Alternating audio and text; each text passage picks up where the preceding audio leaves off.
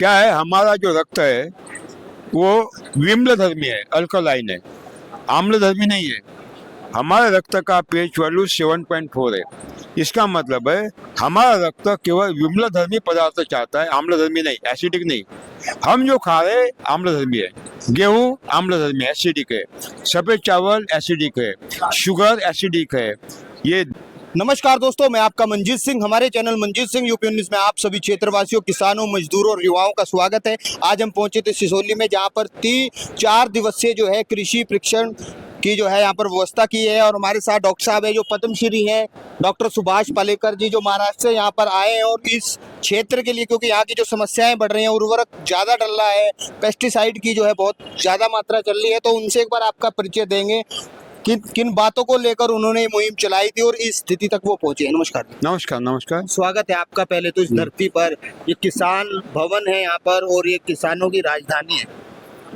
कैसा लगा आपको यहाँ पर आके? नहीं, बहुत अच्छा लगा, क्योंकि आज तक दक्षिण भारत में प्रोफेसर नंजू स्वामी के नेतृत्व में जो किसानों के मूवमेंट चले, आंदोलन चले, उन्होंने मेरे विषय को पूरे दक्षिण भारत में बढ़ाया, बहुत बड़े बड़े शिविर लिए। लेकिन उत्तरी भारत में मेरा पहला शिविर लेने का प्रयास राकेश टिकेत जी ने किया। ये पहली बार हुआ है। इसका कारण है कि लड़ाई तो वो लड़ रहे हैं, जमीन पर जो लड़ाई लड़ रहे हैं, लेकिन किसानों की जितनी भी समस्या है उसका शाश्वत समाधान अभी तक किसानों को नहीं मिला। क्योंकि जिनको लड़ाई में वो मांग रहे थे उनके पास जवाब नहीं है, समाधान नहीं है। 70 सालों से लड़ाई चल रही है। अभी 1 साल का जो आंदोलन हुआ, 700 लोग मरे, क्या समाधान मिला? 2 कानून वापस ले तो दोबारा ला सकते हैं, लेकिन किसानों को अपने पांव पर खड़ा करने का प्रयास करना चाहिए, वो नहीं हुआ। अब उनको मालूम पड़ा, किसान समृद्ध कैसे? हाँ, किसान संगठन अभी मालूम पड़ा कि भाई किसानों को अपने पांव पर खड़ा करना पड़ेगा। हमारे हाथ में लागत का मूल्य बढ़ रहा है, वो घटाना हमारे हाथ में नहीं है, क्योंकि वो लागत का मूल्य बढ़ रहा है। दूसरी बात, बाजार हमारे हाथ में नहीं है। क्लाइमेट चेंज के माध्यम से फसल चौपट हो रही है, वो भी हमारे हाथ में नहीं है। लेकिन लागत का मूल्य कम से कम रखना हमारे हाथ में है। ये किसान कर सकता है, ये कर सकता है, वो सुभाष पालेकर कृषि के माध्यम से हो सकता है। तो ये जब उनको समझ में आ गया, तब उन्होंने ये, आप देख रहे 3-4 दिन से बहुत बड़ा सम्मेलन लिया। पूरे उत्तर भारत से यहाँ किसान आए हैं और सुन रहे। ये एक समाधान है। इसका अर्थ ये नहीं है कि लड़ाई बंद करे, व्यवस्था के रूप में लड़ाई जारी रखना है, लेकिन किसानों को अपने बलबूते पर खड़ा करने के लिए, अपना आर्थिक आत्मनिर्भरता प्राप्त करने के लिए, परिवार में जो भी खाया जाता है वो अपने खेत में तैयार करे, जो तैयार पहले करे। पद्धति हाँ, थी। वही करना है। साथ में हम लोगों को भी उपलब्ध करना है। लागत का मूल्य 0 तक लाना है। कर्ज लेने की आवश्यकता ही नहीं पड़ेगी, इस तरह की व्यवस्था करना है। कैसे डॉक्टर साहब आ सकता है? क्योंकि आज की स्थिति में उर्वरक की बात करें तो यहाँ पर इस क्षेत्र में बहुत चल रहा है, पेस्टिसाइड की जगह जगह दुकानें हैं, तो इसे आप कैसे कंट्रोल कर सकें? कैसी पद्धति कृषि की लोग अपनाएं? देखिए, आज तक जितनी भी कृषि पद्धति आई है, चाहे गो आधारित कृषि हो, गोबर खाद पे आधारित, या जैविक कृषि हो, कंपोस्ट, वर्मी कंपोस्ट, रासायनिक कृषि हो, ये जितनी भी पद्धति है, वो जो दावा कर रहे हैं कि खाद पेड़ पौधे का भोजन है इसलिए डालना ही पड़ता है, मेरा सिद्धांत है कोई भी खाद पेड़ पौधे का भोजन नहीं है, डालने का सवाल ही पैदा नहीं होता। जंगल के यहाँ खाद है, अनगिनत फल लगते हैं। रास्ते के दोनों किनारे कहाँ खाद है, अनगिनत फल लगते हैं, वहाँ तो मानव नहीं है। इसका मतलब है शरीर जड़ों के पास ईश्वर ने ऐसी व्यवस्था कर दी है जिनके माध्यम से उनके आवश्यकता पूर्ण हो जाती है। जो भी शारीरिक विकास के लिए चाहिए सब कुछ मिल जाता है, हमें खाद डालने की ये आवश्यकता मैं नहीं। बात रोकू डॉक्टर साहब, यहाँ के जो डॉक्टर्स आती हैं, टीम आती हैं, वो जो भी जहाँ पर भी प्रोग्राम अपना आयोजित करते हैं किसानों को गोष्ठी के लिए, उसमें बताते हैं इस उर्वरक की कमी है, ये डालना पड़ेगा, ये दवाई डालनी पड़ेगी, तो आखिर क्यों इन चीजों की जरूरत पड़गी इधर? नहीं, देखिए, ये सवाल तो उनको आपको पूछना चाहिए। तो इसके मतलब जो वो ये चीज बताते हैं, सुनिए, इसका क्या एक विकल्प? सुने, वो क्यों बताते हैं? क्योंकि उन्होंने वो पढ़ा है, उनको तनख्वाह मिलती है बताने के लिए, तो उनको बताना ही पड़ता है ना। उनका एक ड्यूटी हो गई। हाँ, ड्यूटी हो गई। हम तो किसी से कुछ लेते नहीं, हम उनको हम हमारी ड्यूटी क्या है, उनको बचाना किसानों को। वो जो कह रहे हैं वो अज्ञान है, खुलेआम बोल रहा हूँ। जैसे गवर्नमेंट कहती है कि आप जो है ऑर्गेनिक की तरफ अब आए, कहने लगी हैं जो गवर्नमेंट की जितनी भी अथॉरिटीज हैं, मगर उसके लिए किसानों को अनुदान मिले, उस तरह की चीजें उपलब्ध हो, गायें रखने पर कुछ छूट मिले, क्योंकि अब पशु रखना भी काफी महंगा साबित हो रहा है। लोगों ने पशु रखने भी काफी कम कर दिया ग्रामीण क्षेत्र में भी। देखिए, रासायनिक खेती कृषि के विकल्प में जो जैविक कृषि ऑर्गेनिक फार्मिंग की बात हो रही है, ये एक बात ख्याल में रखना चाहिए कि जितनी खतरनाक रासायनिक कृषि है, उससे कई गुना खतरनाक जैविक कृषि है। जैविक कृषि भूमि की उर्वरा शक्ति को खत्म करती है, ग्लोबल वार्मिंग को बढ़ाती है, ग्रीन हाउस गैसेस का उत्सर्जन करती है। इतना ही नहीं, उसमें जहर होते हैं, कैडमियम, आर्सेनिक, मर्क्यूरी। ये जहरीला खाद्य बनाती है और उत्पादन देती नहीं। ये पूर्वनियोजित षड्यंत्र है। हमें रासायनिक भी नहीं चाहिए और जैविक कृषि भी नहीं चाहिए। सुभाष पालेकर कृषि में आपको कुछ डालना ही नहीं है, खाद डालना नहीं है, देशी बीजों का उत्पादन संकर बीजों से कम नहीं मिलता, कीटनाशक दवा डालना नहीं है, क्योंकि हम प्रतिरोध शक्ति निर्माण करते हैं और केवल 10% पानी चाहिए, 90% पानी की बचत है। मुझे बताइए, लागत का मूल्य बढ़ेगा घटेगा? घटेगा। घटेगा। वही चाहिए हमें, लागत का मूल्य घटना है हमारे हाथ में। जैसे आपने बीज की बात करी डॉक्टर साहब, अभी क्या है कि किसानों के हाथ से बीज की व्यवस्था भी दूर होती जा रही है। अब हर जगह जो है ये हाइब्रिड बीज बन गया है, तो कंपनियों के हाथ में हो चुका है बीज, किसान के पास से देसी भी खत्म होता जा रहा है। जैसे आपने लोबिया की बात करी, तो इस क्षेत्र में खत्म ही हो चुका है।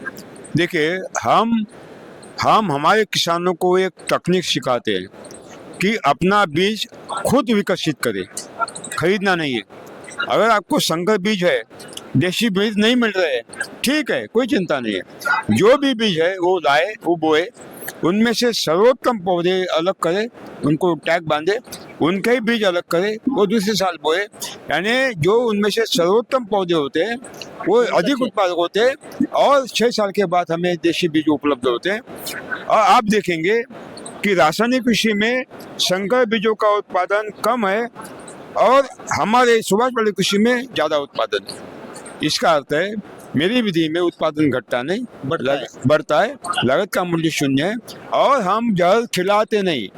रासायनिक कृषि में और जैविक कृषि में लोग जहर खिलाते हैं, कैंसर डायबिटीज से मारते हैं, हम कोई भी जहर खिलाता नहीं। इसका मतलब है लोगों को मृत्यु से बचाते। अच्छा, हम भी अभी कल परसों एक देख रहे थे वीडियो, उसमें बता रहे थे कि जो गेहूं है वो भारत की खेती नहीं थी कभी पहले, यहाँ मोटा अनाज होता था। ये चावल की भी शायद उन्होंने बात बताई। तो आप मानते हैं कि घातक है गेहूं भी? या क्या है, हमारा जो रक्त है वो विम्लधर्मी है, अल्कलाइन है, आम्लधर्मी नहीं है।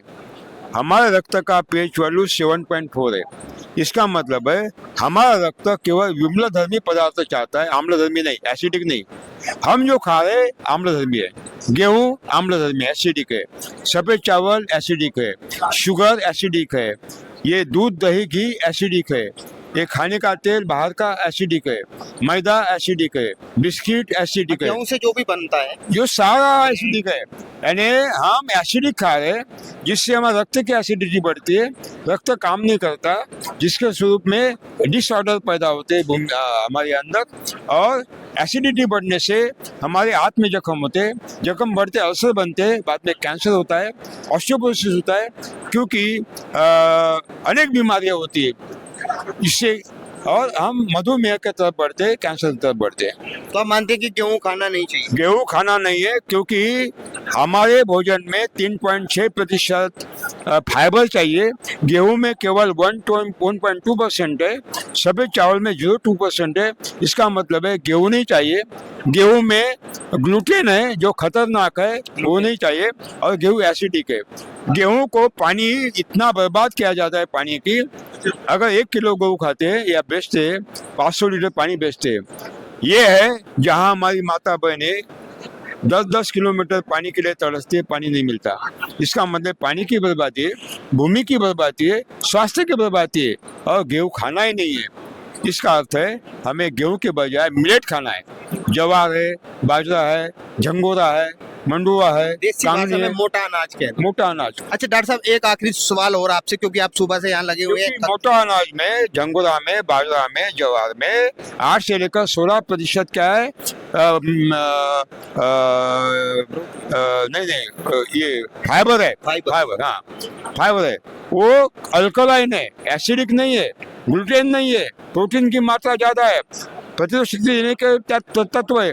इसका मतलब है हमें अगर रोग से बचाना है तो मिलेट खाना ही पड़ेगा, आना पड़ेगा उसी पद्धति खाना पे, ही पड़ेगा। जिस पे हमारे बुजुर्ग पहले थे। पहले गेहूं हमारे देश में खाने के लिए नहीं होता था, सेवाएं बनाते थे और दामाद जी आए तो खिलाते थे, त्योहार में खाते थे, दैनंदिन जीवन में खाते नहीं थे। ये क्या है, अमेरिकन गेहूं आया, सस्ते दामों में ले लिया, वेस्टर्न यूज किया हमने तो। हाँ, लोगों को प्रसाद हो गया, अब गेहूं खा रहे, बीमारियां पैदा कर रहे। डॉक्टर साहब, एक आखिरी प्रश्न, क्योंकि काफी लंबा समय से आप भी लगे हैं, 3 दिन हो गए आप लोग यहाँ पर जानकारी दे रहे हैं, आपके सानिध्य में पूरा प्रोग्राम चल रहा है, तो इसमें छोट में बिल्कुल आपने कौन कौन सी अभी तक इन्हें पद्धति बताई है कृषि की? जैसे हमने जीवाणु, पहले बताया कि किसान बीज खरीदता है, खाद खरीदता है, दवा खरीदता है और पानी खरीदता है। सुभाष पालेकर कृषि में खाद खरीदना ही नहीं है, क्योंकि ईश्वर के व्यवस्था के माध्यम से वो पेड़ पौधों को जो चाहिए अपने आप कैसे मिलता है, मैंने विज्ञान बताया। उनके ख्याल में आ गया कि अभी डालने की खाद आवश्यकता नहीं है, खाद बचत हो गई। मैंने ये भी सिद्ध किया कि देशी बीजों का उत्पादन सुभाष पालेकर कृषि में संकर से ज्यादा मिलता है, बीज खरीदना नहीं है। ये भी बताया कि प्रतिरोध शक्ति निर्माण होती है ह्यूमस के माध्यम से, पेड़ पौधों में बीमारी आती नहीं, दवा छिड़कने की आवश्यकता नहीं है। और हवा का पानी हम ज्यादा उपयोग करते, भूमि का पानी कम उपयोग करते, 90% पानी की बचत होते, पानी की बचत भी हमने बताया। इसका मतलब उनके ख्याल में आ गया।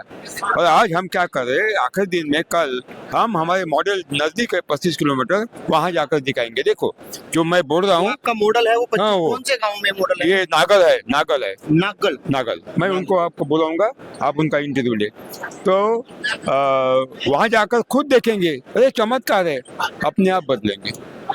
धन्यवाद डॉक्टर साहब, आपने हमें जानकारी दी और आप यहाँ पर आए, इसके लिए आपका बहुत बहुत पूरे क्षेत्र की ओर से आभार, धन्यवाद। चलिए, आपने देखा डॉक्टर साहब ने पूरी जानकारी दी। वो 3 दिन आज हो चुके हैं और कल लास्ट डे है, तो कल वो जो यहाँ पे संस्थान है, नांगल पास में गांव पड़ता है, तो वहाँ पर वो चीजें दिखाएंगे। और आप सभी ने ये वीडियो देखा, आपको कैसा लगा? आपको लगता है कि दोबारा से फिर अपनी पुरानी पद्धति पे लौटना होगा अगर मनुष्य को जीवित रहना और जो जमीन की उर्वर शक्ति है उसे बढ़ाएं, बीजों को कैसे संरक्षित करें, पेस्टिसाइड से कैसे दूर रहें, उर्वरकों का प्रयोग ना करें और देसी जो पद्धति है उस कृषि पे आएं। तो आपको ये वीडियो कैसा लगा कमेंट के जरिए जरूर बताएं और इसी तरह की खबरों के लिए हमारे channel Manjeet Singh UP news के साथ बने रहे। हमारा चैनल लाइक करें, शेयर करें, सब्सक्राइब करें।